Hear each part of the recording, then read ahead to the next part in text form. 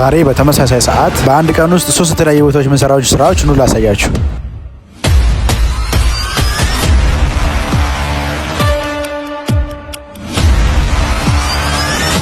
ሰላም እንዴት ናችሁ? ዳሽ ቢዝነስ ግሩፖች ነን። ዛሬ ደግሞ በፖሊስ መሬት ተገኝተን ለንግድ ባንክ የጀመርነውን የኮንትራት ስራ ካሜሮችን ኢንስታል እያደረግን አውትዶሩም ኢንዶሩንም ጨርሰናል። በልዩ ሁኔታ ስራችንን እያቀላጠፍን እንገኛለን።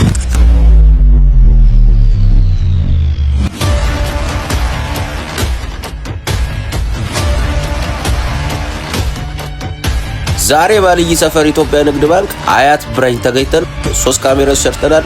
አብረን እንሂድ።